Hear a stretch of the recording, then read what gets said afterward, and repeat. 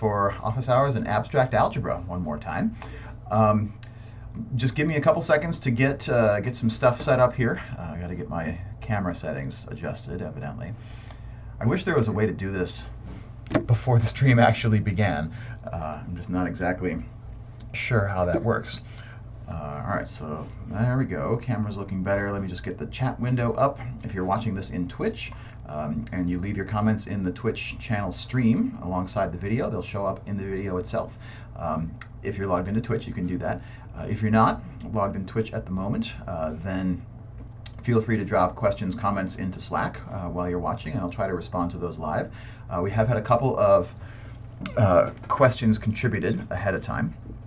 So in today's live stream, my goals for what we'll do together is to talk about two things. First of all, is I want to go back through an example of building the subgroup lattice for a cyclic group. This is one of the most explicit ways in which to expose the structure of a group, is to list out all of its subgroups that exist and then connect those subgroups together using the operation of inclusion. So what is a subgroup of what?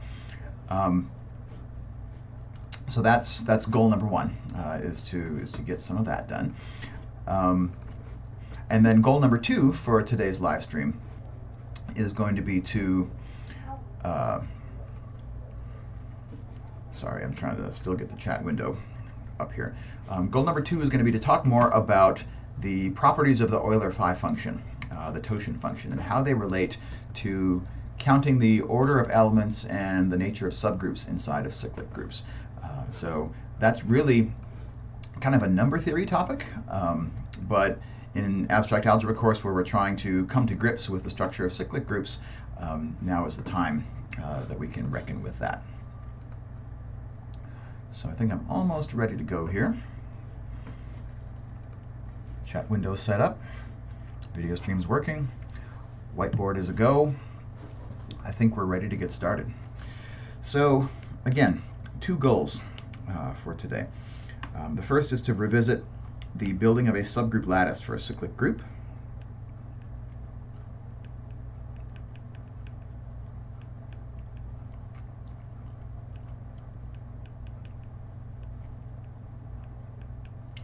And then the second topic is going to be to talk about the Euler totient function, which is called phi.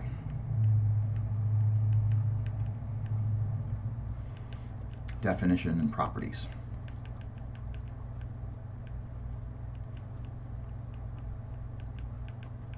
And I want to say up front, the Euler phi function is the answer to a tantalizing question from earlier in the semester.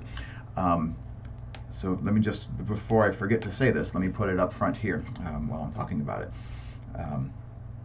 Phi of n, the value of the Euler phi function for the input n, is the answer to the question, how many elements are there in the multiplicative group mod n? What is the order?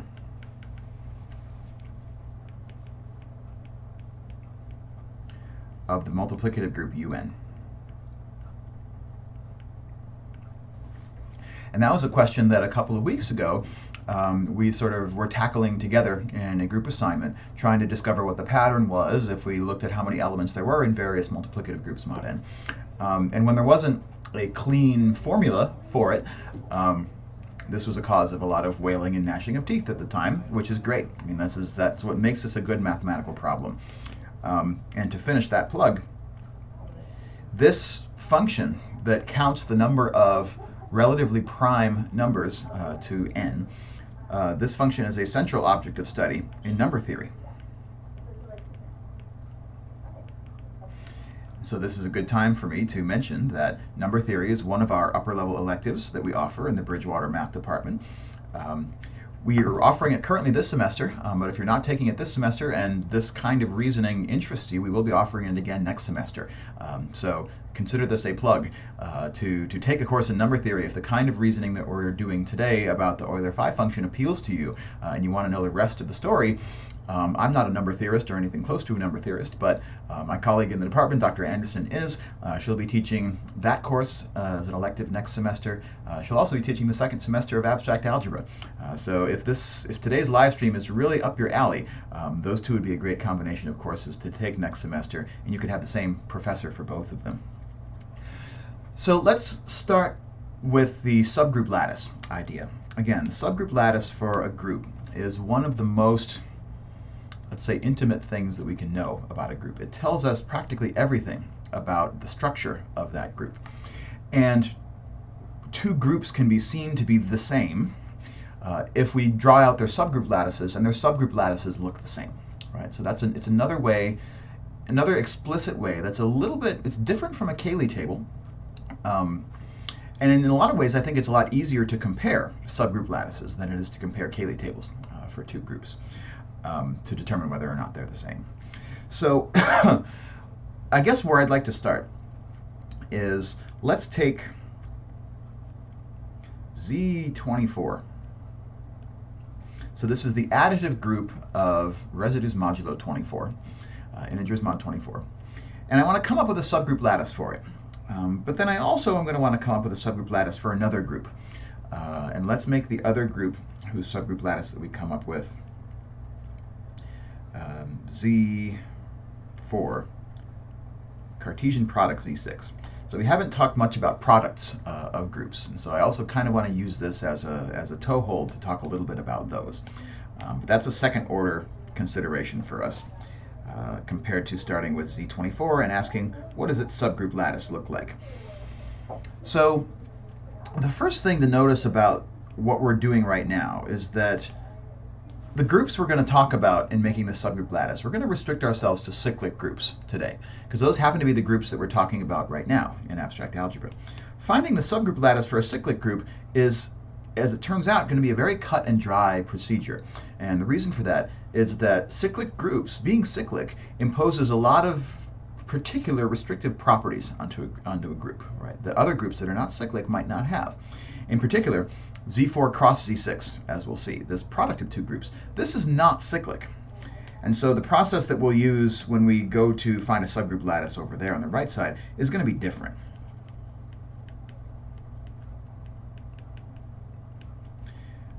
And so if we're focusing on cyclic groups,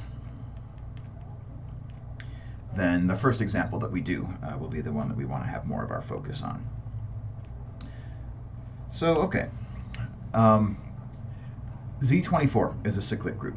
Now, what do we know about the subgroups of a cyclic group? We know that if G is cyclic,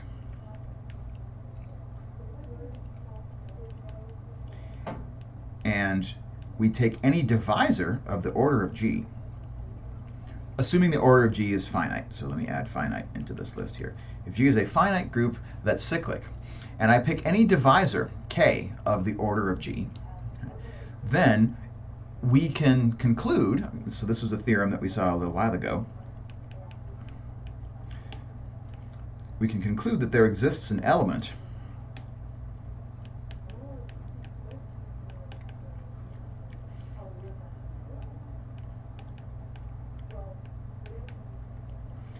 there is an element, let's call it X in G, and that element has order K. So that tells me something very specific about the order of elements in a cyclic group.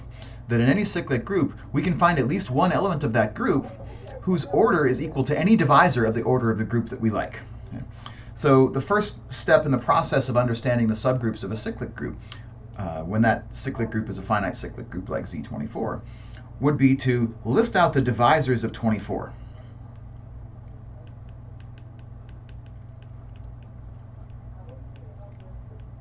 Because for every divisor of 24, there's going to exist an element of the group that has order equal to that divisor.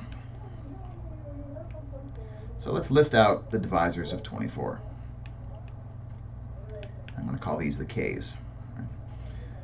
Well, 24, I picked 24 because it's a really rich example. It's got a lot of divisors.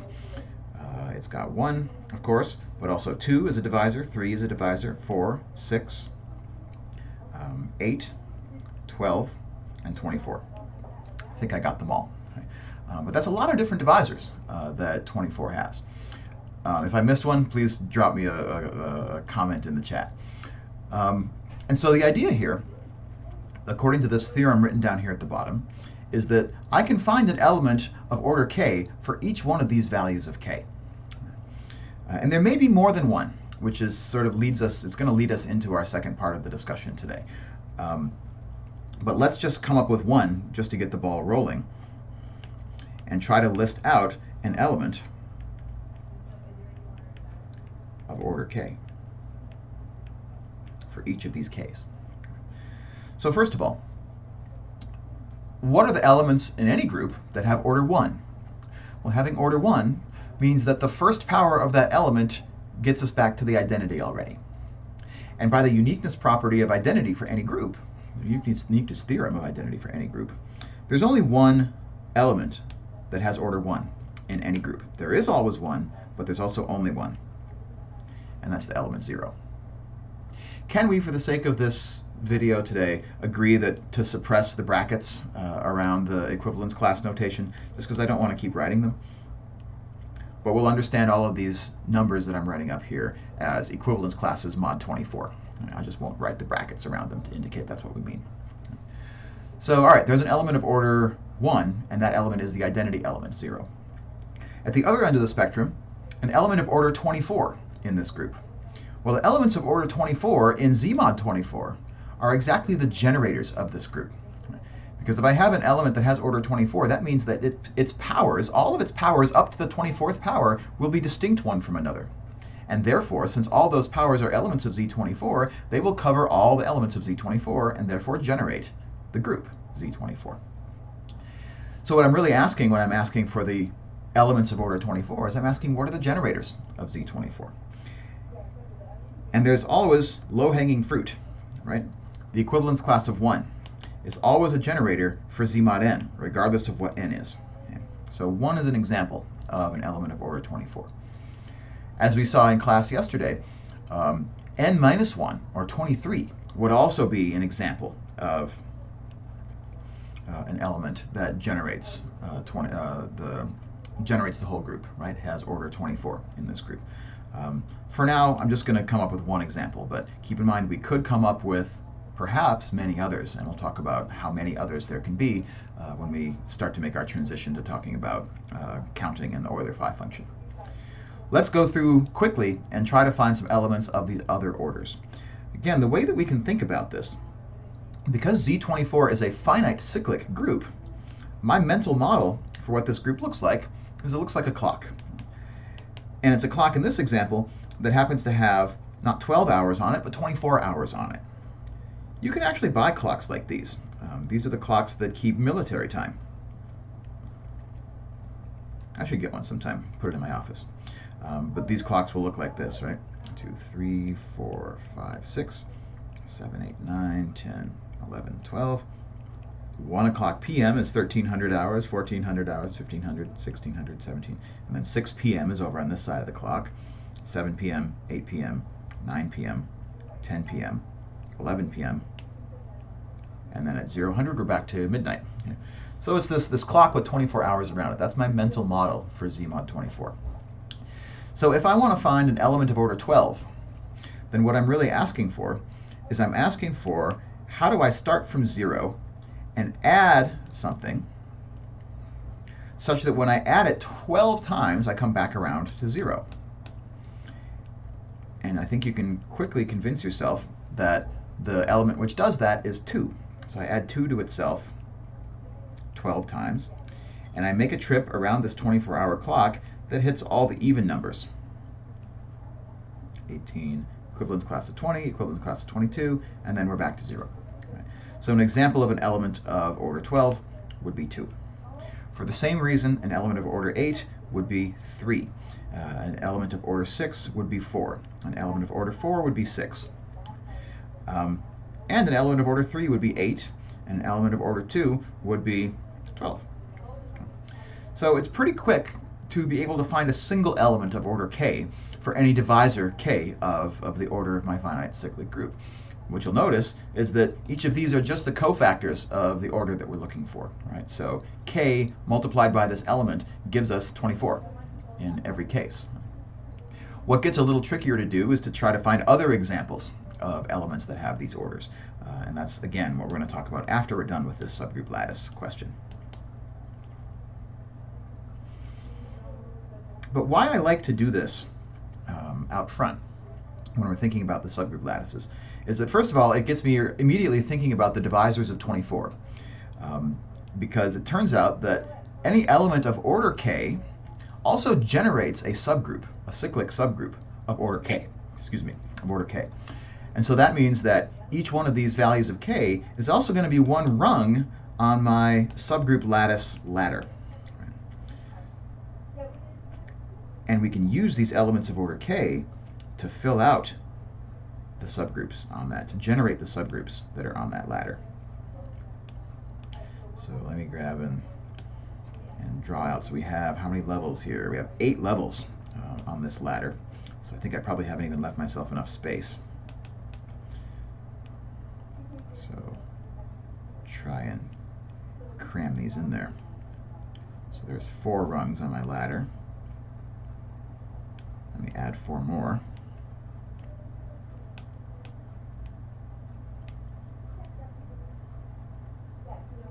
Here we go.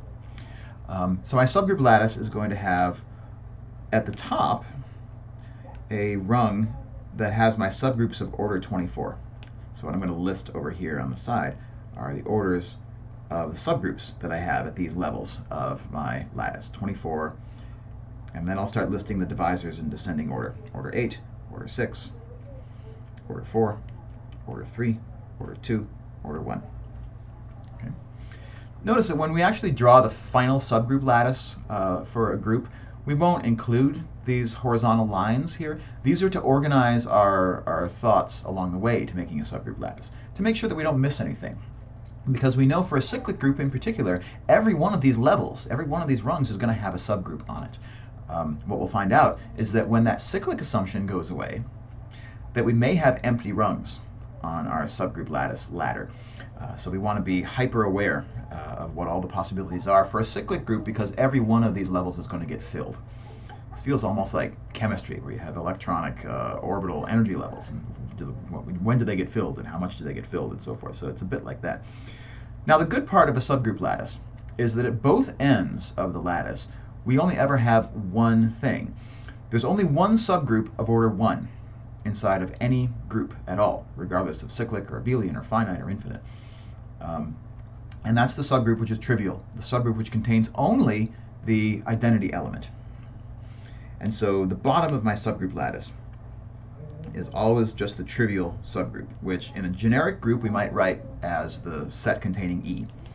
But since this is a additive group of integers, that would be just written as 0. Okay, so the subgroup consisting of 0. That's the unique subgroup that has a single element. Meanwhile, at the top end of the lattice, there's a unique subgroup that has maximal order, order 24, right? And that is the whole group itself. So I'll just write that as Z24. This is the whole group.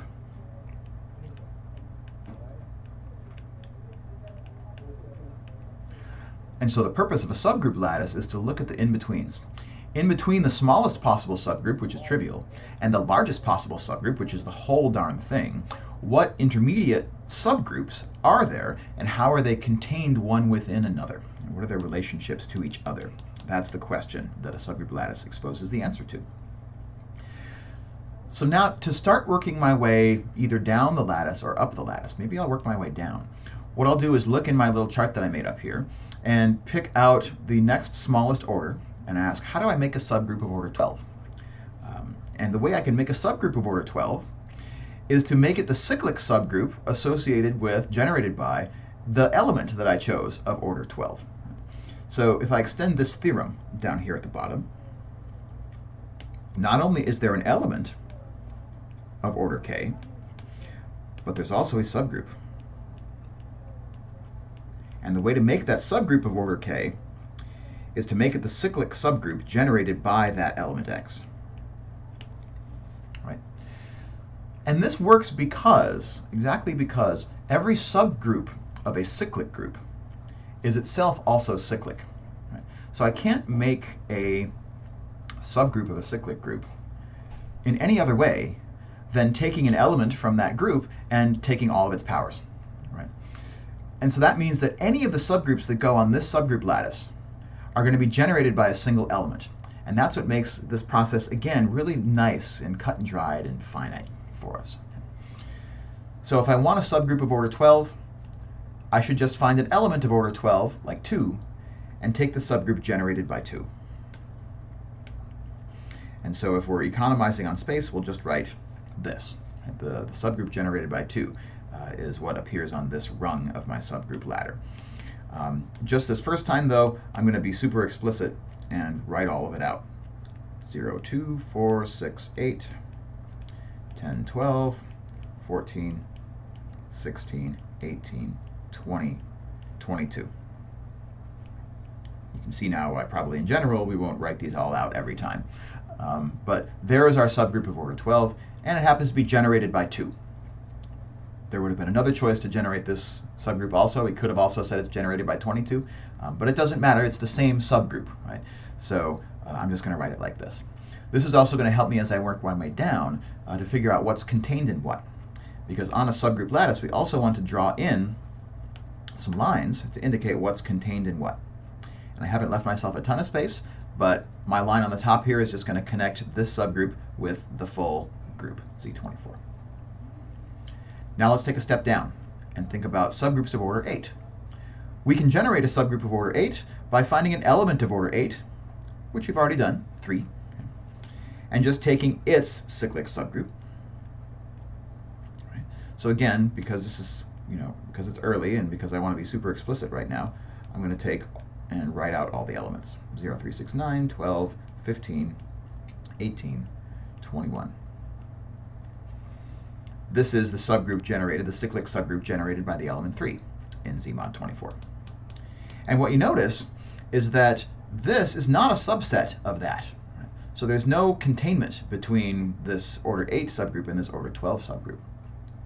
And one of the best reasons why we could have known that even without writing all of these elements is that if it were true that this were a subgroup of this, since both of those sets are generated by single elements because they're both cyclic, in order for something to be a subgroup of something on this lattice, there also has to be a divisibility relationship between those orders. But 8 is not a divisor of 12. And therefore, this cannot be a subgroup of that. Right? So the only subgroup connection that we can have is from this subgroup of 8 elements all the way up to the top, our full subgroup, Z24. So again, sort of clumsily, I'm going to draw that line going from there to there. All right, when I move down to the level 6 and think, what are the subgroups of order 6 inside of this group? Now there's a possibility for those subgroups to be subgroups of my group of order 12. And indeed, when I take 4, which was my element of order 6 that I identified here, and I write out the elements of the cyclic subgroup generated by 4, 4, 8, 12, 16, 20, and 0, we find out that in fact this is a subgroup of that. Right? Here's 4, here's 8, 12, 16, 20, and 0. And so the connection I want there is going to take me from that subgroup to the one of order 12. But then there's no connection between this one and the subgroup of order 8, because these elements are not all contained in that set. It's at this point that I'm going to stop writing all of these groups elements explicitly, because I'm really going to need more space in my subgroup lattice. So if you want the gory detail, rewind the video. For now, I'm just going to write them as the subgroup generated by 2. And then over here was the subgroup generated by 3. And then over here was the subgroup generated by 4. And our lattice looks like this. Right? It connects that to that. It connects that to that. Connects the 2 to Z mod 24, and then connects the 2 to the 4, like this. Right? Every element in this subgroup is also an element there, which is also an element there. Okay, let's take one more step down and look at the subgroup of order 4. That's generated by 6. Right. I'm going to write that over here. Now, how how are these subgroups contained? I'm going to break my promise here and write out the elements: 6, 12, 18, and 0. Well, remember, these were all also elements of the subgroup generated by 3. Why? Because 6 is a multiple of 3. Right? And so because 6 was contained in this cyclic subgroup, its cyclic subgroup is a subgroup of that cyclic subgroup. And so the next line on our lattice is going to be that one, okay, that connects the 6 to the 3. But the other thing that we notice is that 6 is not only a multiple of 3, which is also has a cyclic subgroup already represented here. 6 is also a multiple of 2, right? So 6 and 12 and 18 are all also elements in this cyclic subgroup of order 12. And so I need another line in my lattice that points me up to the cyclic subgroup of order 2, generated by 2, that has order 12. All right, take the next step down. What's a subgroup of order 3? It's a subgroup generated by 8. Let me put that over here. Again, I'm going to break my rule a little bit and write the elements: 0, 8, and 16. And since each of those are multiples of 4, I can draw a line to that subgroup generated by 4 as well.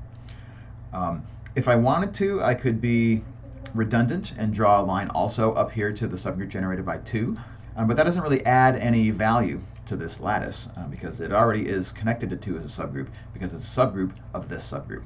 So we don't want to put too many lines in our lattice if we don't have to. And we'll understand that the relation, the subgroup inclusion relation, is a transitive relation because a subgroup of a subgroup is also a subgroup, right? And so we don't need to draw in that extra line, just like I didn't draw a line from this all the way up to Z24, for example, because it's connected via the subgroup generated by 3.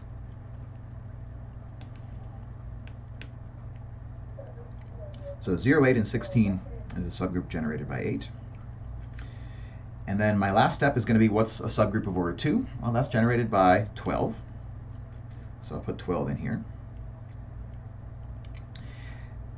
And this is a subgroup that contains only the elements 0 and 12.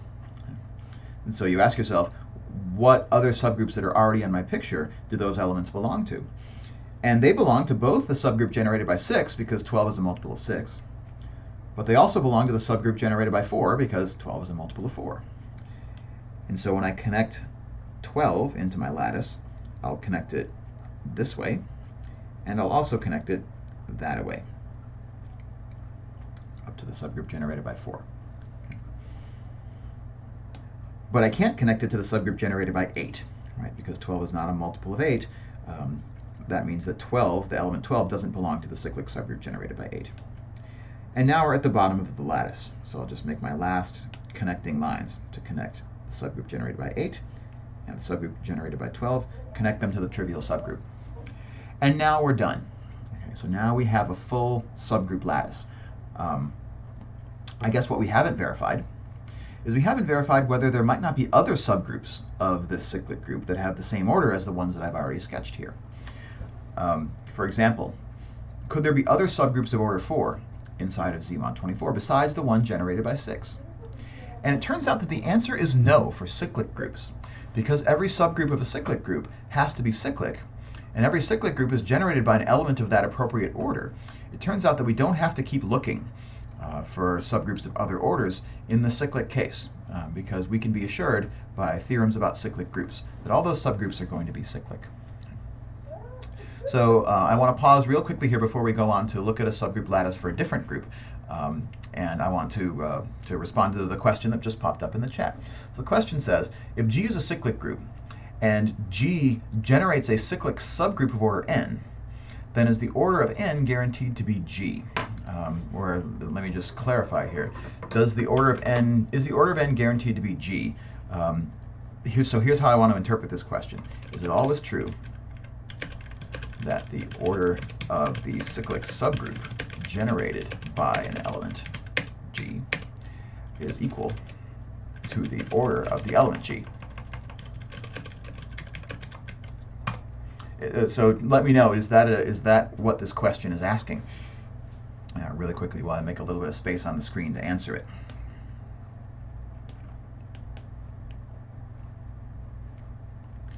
Because if that's the question that you're asking, the answer is yes. Let me make a little bit of room just to write that out. We'll call it a theorem, because why not? So here's how I would state this theorem, is that if let G be a group, be any group,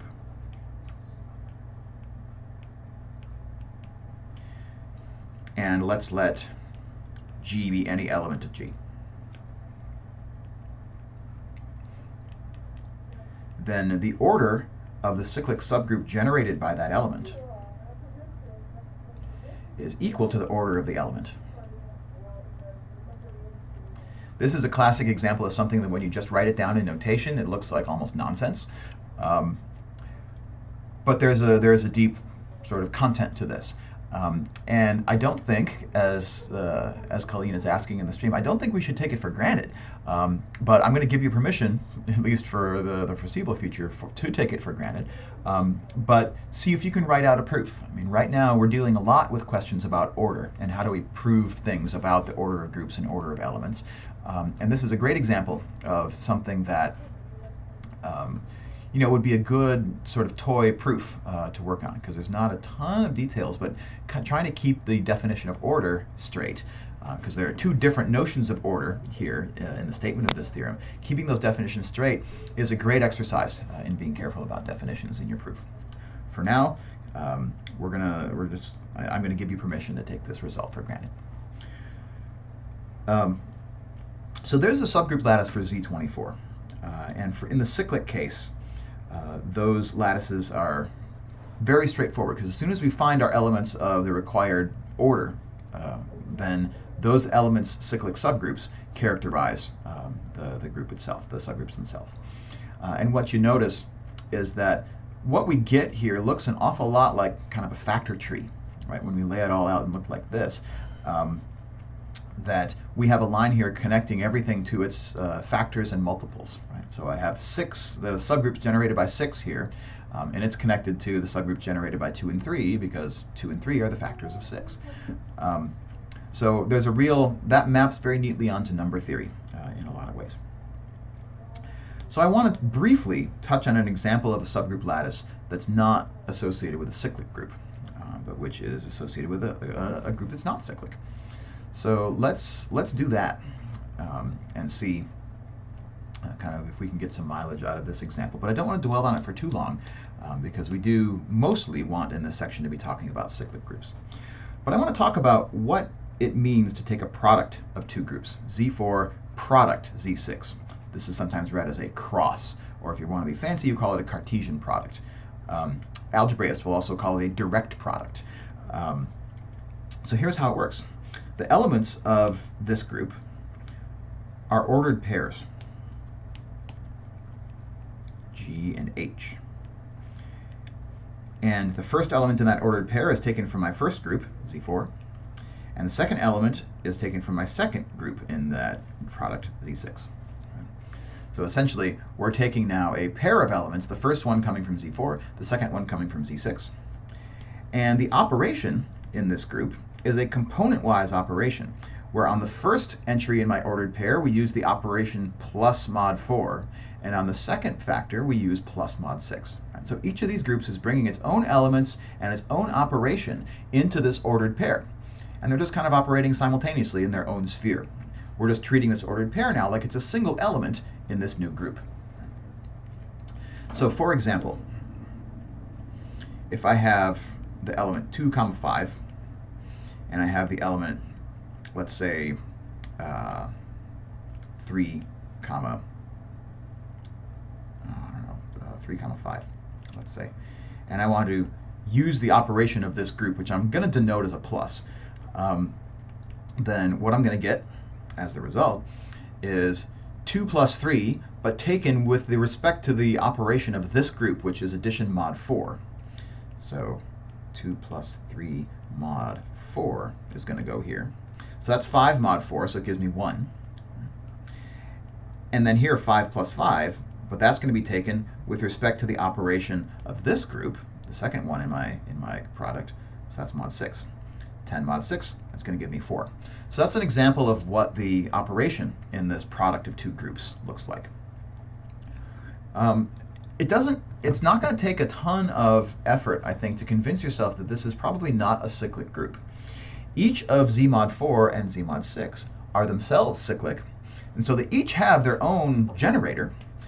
So if we wanted to know whether or not the whole group, the product of these groups, was cyclic, we might ask ourselves, if I take those two generators and I put them in an ordered pair, so for example, 1 is a generator of Z4 and it's also a generator of Z6, what happens if I start adding 1, 1 to itself a bunch of times? What am I going to get?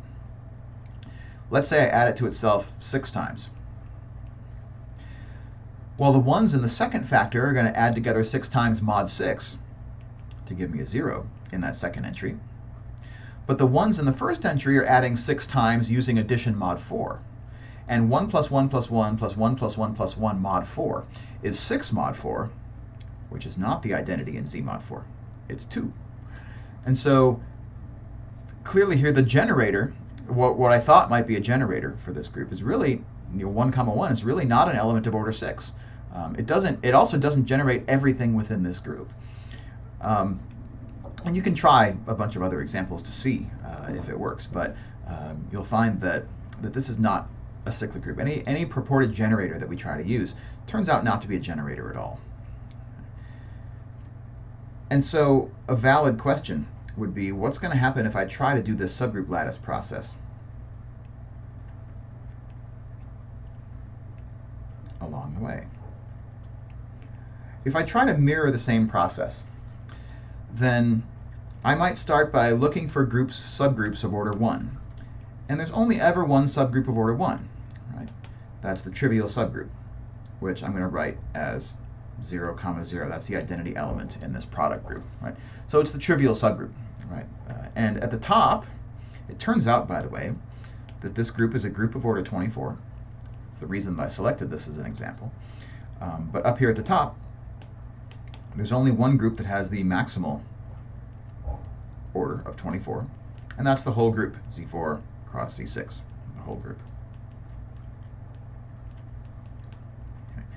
But here's what happens, right? If I take an element like 1, 0, so I have the generator of Z mod 4 in the first entry, but I have the identity of Z mod 6 in the second entry, that is going to give me a subgroup of order 4. So maybe I'll put it here in the middle, 1, 0. Because that's going to generate 2, 0, 3, 0, 0, 0, but that's it. It's going to generate just those 4 elements. Right? And that's going to give me a subgroup of order 4. If I want a subgroup of order 6, I can use 0, 1. Right? Because that's going to generate 0, 2, 0, 3, 0, 4, 0, 5, and then back to 0, 0, the identity. But then as we go further up the tree, we'll ask a question like, well, how do we generate a subgroup of order 8 inside of this group? And you have to somehow, if you want a subgroup of order 8 here, if we put a 1 in the first entry, that's going to come back around to the identity after 4 iterations. Meanwhile, whatever I put in the second entry has to keep going. So it can't be the identity after 4 iterations.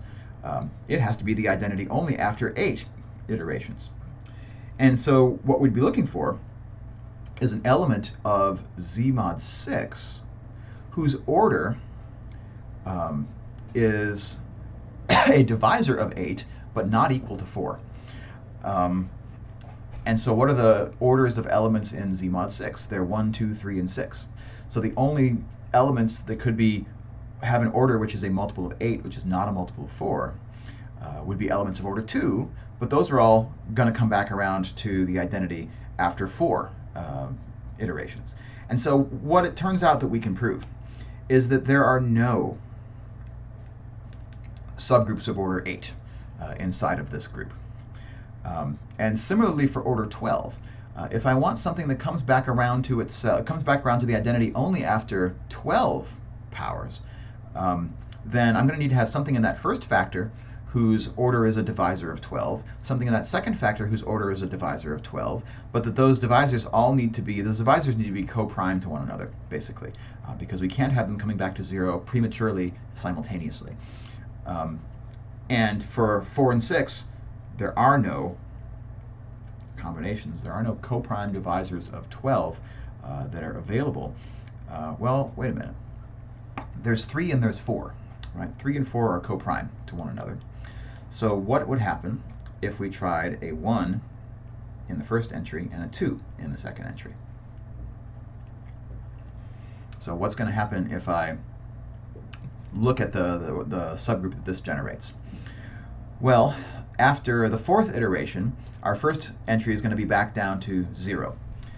But our second entry, 2 in Z mod 6, well, that's going to also have come back around to the identity prematurely, right? Because this 2 in Z mod 6 is an element of order 3, but because it's an element whose order is less than 6, it's not going to generate all of the elements of Z mod 6 in this second entry.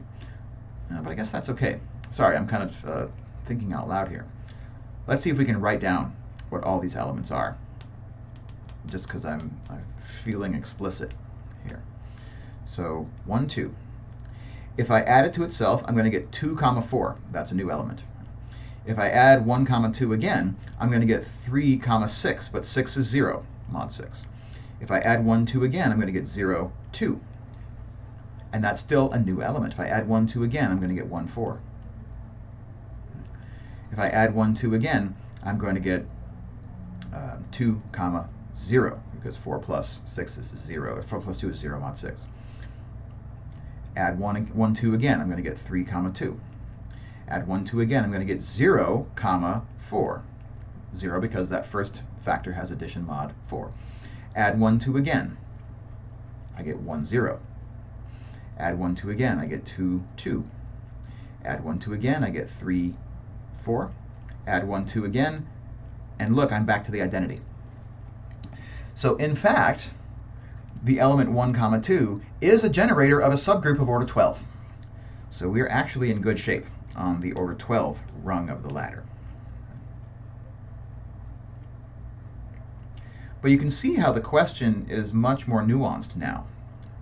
It's not as simple as just the divisibility by the order of the group as it was when the group was cyclic, because now we have kind of 2 other of these little subgroup pieces that we have to appease at the same time. And that's where we get our subgroup of order 12 from. And when we draw in the subgroup lattice lines, we'll connect that, we'll connect this, and we'll connect that. But we're not going to have a subgroup of order 8 on this run. And that's one of the ways that we can tell that these 2 groups are not the same, for whatever definition of the same that we want. Even if we weren't yet convinced that this wasn't a cyclic group, if we came up with a subgroup lattice, we would have noticed that where this group has something of order 8 in this part of the lattice, this one does not. So these 2 groups can't be the same. I won't finish the subgroup lattice over here on this side, but that's something that would be a fun, again, toy problem for you to think about as you go forward. Any questions about subgroup lattices and cyclic groups before we take a step forward and talk about some number theory and the Euler phi function?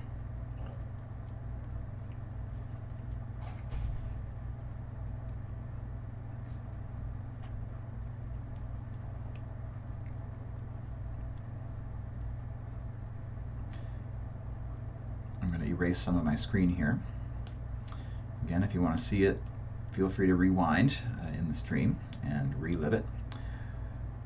But I wanted to keep this little bit for the moment so that we can talk about, we made choices up here of, we made choices of our elements of various orders that we picked, but there are other choices that we could have made, right?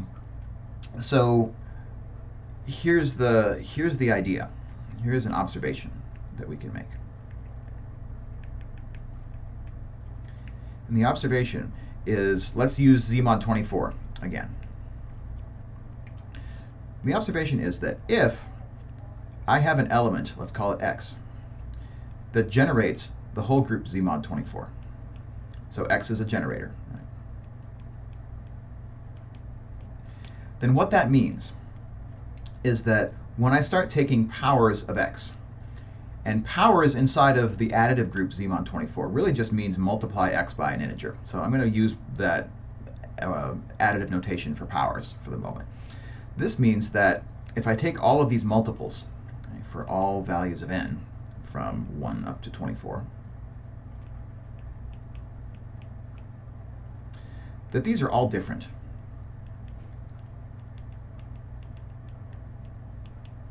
Right? Or they're all different from one another. That's how they're able to account for every element in this group. But what does that tell me about x? So, and how many different choices for x will I be able to make? Another way to say that these are all different, another way to observe that they're all different, is that we'll say that the order of x is equal to 24. It also sort of relates to when does this nx come back around to a generator of Z24. And what I mean is, if we think mod 24, then what I'm really asking is, when is nx going to be equivalent to 1 mod 24? Or maybe a better way to say it is, will nx be equivalent to 1 mod 24 for some n? Right?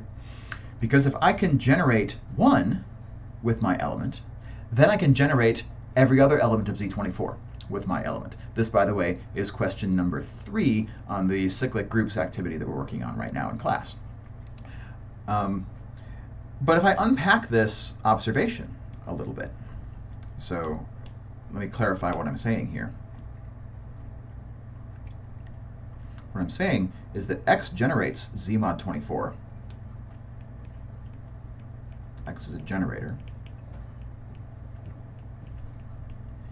If and only if there exists an n such that nx is congruent to 1 mod 24. If I can generate a generator, then I know I'm a generator. Right? That's another way to say that. But let's unpack that equivalence into an equation.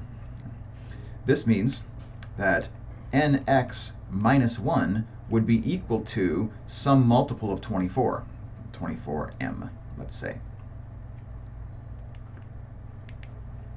Right, where m is some integer. And I can rearrange this equation into nx plus 24m, really minus 24m, I'm going to make it a plus in a second, equals 1. Right. And I can just make this minus here into a plus, because m is arbitrary anyway, so I can just agree that if it used to be positive, now it's negative, or vice versa. Because it's quantified on the integers, we can be fast and loose with the sign in front of it. So what it does is it reframes the question into a question about solving this equation for n and m being integers. And this is what in number theory is called a linear Diophantine equation. And it is a major object of study in number theory. And how this connects to us is that, and this is also printed on your group assignment, the GCD theorem says the following thing. The theorem about greatest common divisors says that we can solve a linear Diophantine equation, ax plus by equals k, can be solved. Maybe I won't use k here. Let me use t. Can be solved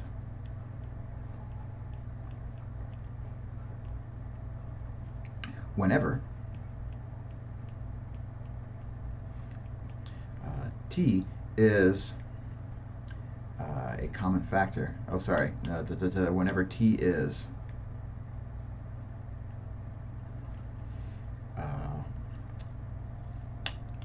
hold on. I want to back up and make sure I'm saying this correctly. So this equation has a solution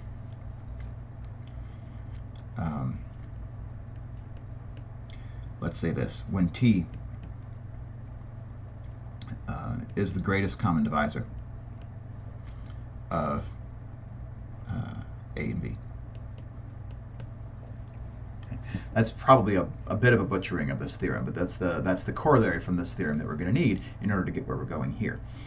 And so if I apply that logic to this linear Diophantine equation, the role of t is being played by 1.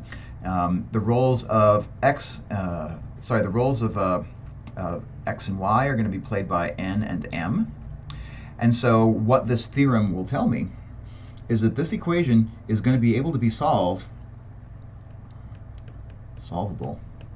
when, if and only if, 1 is equal to the GCD of x with 24. In other words, we can solve this linear Diophantine equation when x is relatively prime to 24. So it has no interesting common factors with 24. So that's the observation that we want to make here.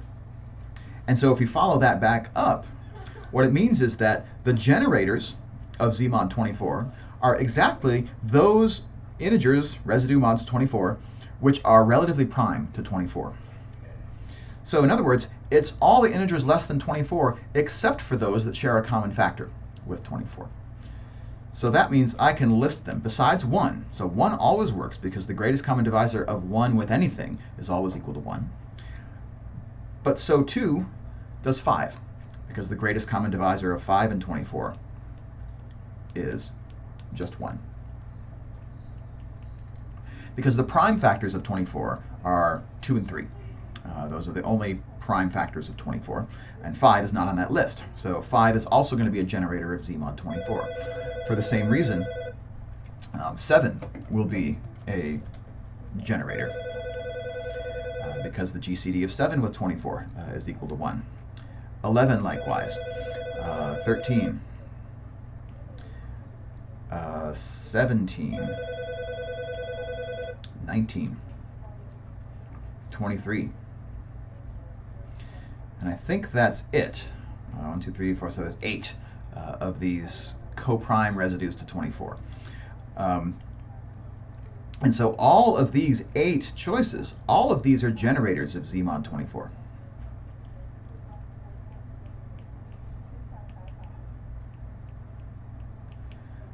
For the same reason, they are also the elements of the multiplicative group U24. So the multiplicative group U24 is a group of order 8, with the operation being multiplication mod 24. And so somehow 8 is an important number as it relates to 24. It counts how many numbers that are less than 24, how many natural numbers less than 24 don't have a common factor with 24. And so that gets us to where I want to conclude here today. So the Euler phi function, this sometimes called the totient function, phi of n, is defined to be the number of k's, the number of natural numbers k, which are between 1 and n, exclusive of n, so they have to be numbers less than n, which are coprime. The greatest common divisor between k and n is equal to 1, coprime to n. So that's the definition of the Euler totient function. And so what we just found was that when n is equal to 24, that number is 8. Okay? There are 8 numbers less than 24, between 1 and 24, which are relatively prime to 24. And we saw early in the semester how to fill out this table for some small values of n. 5, 6, 7. Maybe I'll move this example over because I'm probably not going to do any examples bigger than 24, frankly. 8, 9, 10, and then maybe just skip to 12, maybe 16, 24. So let's fill in some more entries in this table. And try and see if we can discern any kind of pattern. 3, 4, 5, 6, 7, 8, 9, 10, 11, 12. So just to get me started, I'm going to list out the first 12 natural numbers. And then I'm going to start by asking, what's phi of 1? How many numbers less than between 1 and 1 exclusive of 1 are relatively prime to 1? That's kind of a vacuous question. So let's just not define the phi of 1 for that reason. Let's start with 2. How many numbers less than 2 are relatively prime to 2? Well, the set of numbers less than 2 is not a very big set. And the only element in that set, 1, is in fact relatively prime to 2. So phi of 2 is equal to 1. How about 3? The numbers less than 3, 1 and 2, both of them are relatively prime to 3, and so phi of 3 is 2. 4, it gets a little more interesting. The numbers less than 4 are 1, 2, and 3. Of them, 1 and 3 are both relatively prime to 4, but 2 is not, because it shares a common factor of 2. And so there's only 2 numbers less than 4 that are relatively prime to 4. 5, on the other hand, all of these are relatively prime to 5. And so we jump up to 4 here. For 6, 2 and 3 and 4 are all not relatively prime to 6. Only 1 and 5 are relatively prime to 6. And so we can jump back down to 2. We get to 7, and all 6 of these are relatively prime to 7. So we jump up to 6. For 8, 2 doesn't work, 4 doesn't work, 6 doesn't work, but everything else does, 1, 3, 5, and 7. So we have 4 relatively prime to 8 that are less than 8. 9, 3 and 6 don't work, but all the rest of these do. So we end up jumping up to 6 for 9. For 10, 2 and 5 don't work, and so therefore neither does 4 and 8. So we'll take away, well, let's just count which ones do work. 1 works, 3 works, 6 doesn't work, 7 works, and 9. So 1, 3, 7, and 9 are all relatively prime to 10. So that's only 4 elements. So we go down to 4. And then for 12, no multiple of 2 or 3 will work. So that leaves us only with 1, 5, 7, and 11. So there's 4. And finally, let's do 16. So for 16, no multiple of 2 is going to work. But every odd is going to work, because the odds are not multiples of 2, and 2 is the only prime factor for 16. And so 1, 3, 5, 7, 9, 11, 13, 15. So we have 8 elements that work. And so now we have a bit of a data table for this Euler phi function, but it's all over the map in some ways. So what are the key properties that we can help use to characterize the Euler phi function? Well, the first is something that I think every group that worked on this early on when we first met this in the course, every group noticed that there was at least a pattern following the primes. So for all of my prime values of n, the Euler phi function gives us a number which is 1 less than n. So first property that we might observe for the Euler phi function is that phi of p is equal to p minus 1 when p is prime. And that makes a ton of sense, right? Because a prime number is characterized by being relatively prime to everything which is less than it, right? And so everything less than it, there are p minus 1 of them, if we're looking at p. And so when all of them are relatively prime, then the Euler phi function will count all of them. But then the pattern after that got a little bit muddier. What I'd like to look at is potential ways in this table of finding relationships between other entries. For example, if I look at the Euler phi function for 12, there are four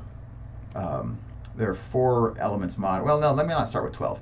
Let me try to start with seeing if we can find a pattern for 4, 8, 16, building off of 2. Right? So can I learn anything from the powers of a prime like 2? And it looks as though if I ascend the powers of 2, that I end up ascending powers of 2 also in the Euler phi function. each successive higher power of a prime has p times as many coprime residues as the one before it. So that looks like an observation that we can make. Phi of a prime power, p to the k, is equal to p times phi of p to the k minus 1 when p is prime.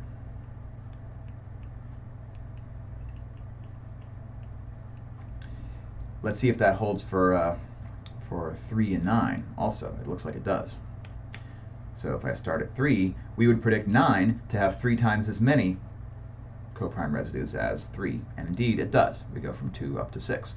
You could check for 27 that we would expect to have 18 coprime residues. Okay, but then that accounts for the primes. It accounts for the prime powers, which, by the way, this is a recursive formula because it depends on the previous one, but we could make it explicit because every time I ascend this tree, I'm going to recurse back down to the first phi of p, and we know that that's p minus 1. So it's going to take me k minus 1 steps to get down there, and when I get down there, that value is going to be p minus 1 according to our first observation. So we can make this recursive formula an explicit formula. P to the k minus 1 times p minus 1 when p is prime. But then that doesn't account for, what about products of non-primes? So products of distinct primes, let me say. So 6, which is 2 times 3, 10, which is 2 times 5, 12, which is 3 times 4. Can we account for those? And so here's how we end up doing that. Let's start with 6. Well, no, let's not start with 6. Let's start with 12. Where do the 4 coprime residues to 12 come from? Well, they're going to come from the 3 and the 4, which multiply together to give me 12. Right? But somehow, because 3 and 4 multiply to give me 12, the 2 and 2, that are the coprime residues to 3 and 4, multiply together to give me 4. That's what we'd like to be true, but we have to qualify that a little bit. Phi of x times y. So if I multiply x times y and then I ask how many things are relatively prime to that, we would like for that to just be a multiplicative formula, 5x times 5y. Because here 2 times 2 gives me 4. If I try 24, for example, so let me pull in one more color here to try to keep this all separate. 24. 24 is 3 times 8. And so it looks as though I can do the number of factors coprime residues to 3, coprime residues to 8, and just multiply those together. And indeed, that seems to work. Right? 3 times 8 gives me 24. 2 times 4 gives me 8. The problem is that this formula down here at the bottom doesn't account for what happens when I multiply a prime by itself. Right? If I multiply 3 times 3, then I get 9, but that would have predicted that I would get 2 times 2, which is 4 prime factors up here, which I didn't. I got more. So it turns out what makes this multiplication formula work is that it only works when x and y are coprime, and the GCD of x and y is 1. So the multiplicative property for the Euler phi function is super useful, but it only applies when the two things that I'm multiplying together are relatively prime to one another. But these three properties actually tell us a lot about how to compute the Euler phi of anything, really. Let me just give you an example of that to wrap up the stream today. Let's say that I want to know what is the Euler phi function of 72. So how many numbers between 1 and 72, exclusive of 72, are coprime to 72? So the first thing I would do is figure out what is the makeup of 72. What's the prime factorization? 72, if we write down its prime factorization, let's see, it's 12 times 6. I'm just kind of doing this on the fly here. 12 is 3 times 4, and so that's 2 squared times 3. 6 is 2 times 3. So when I collect my 2's and 3's together, I'm going to have 3 2's and 2 3's. So there's my prime factorization. 2 to the third power times 3 to the second power. Let's see, 8 times 9. Yep, it works. So what's great about a prime factorization is that now this first chunk and the second chunk are relatively prime. GCD is equal to 1 between these two. So that means that according to property 3, phi of 72 is going to equal phi of 8, 2 to the third power, times phi of 9, 3 to the second power. Right. So there I'm plugging in property 3, the multiplicative property. And now I've got phi of a prime power. And so I can apply property 2 to each of those. Phi of 2 to the third power is going to be 2 squared times 2 minus 1. And then phi of 3 to the second power is going to be 3 to the first times 3 minus 1. So I'm using the second formula here. And when I multiply these out, 2 squared is 4. This is 1. Times 3 is 12. Times 2 is 24. And so if we were to list out all the numbers from 1 up through 71, exactly 24 of them would be relatively prime to 72. So even though we can't write down an explicit formula for the Euler phi, this set of properties, and really property 2 implies property 1, so we could think of it as just 2 properties. This set of properties gives us a way to figure out the value for the Euler phi function as long as we know the prime factorization of the thing that we're trying to find the Euler phi of. So I hope that this was helpful today. We got a chance to talk first about making the subgroup lattice for a cyclic group, and then we looked a little bit at what happens when that group was not cyclic. So I introduced the idea of a product of 2 groups. And then lastly, we talked about some number theoretic concepts that can help us to reckon with how many generators does a cyclic group have. And when that cyclic group is finite of order n, the answer is the Euler phi function of n. It also gives us the answer to the question, what is the order of the multiplicative group, mod n? Because having a multiplicative inverse mod n is the same thing as being an additive generator of z mod n. And so we looked at the properties of the Euler phi function enough to give us the tools to evaluate the Euler phi function for anything as long as we know its prime factorization. I hope that today's stream was helpful. Again, if you're watching this after the fact, please feel free to leave comments in YouTube, leave comments in Twitch, leave comments in the Slack channel. Let's continue this conversation when we resume class tomorrow. We're going to be looking more at using the Euclidean algorithm to find greatest common divisors and use that information to talk about the properties of cyclic groups. So I'll see all of you then.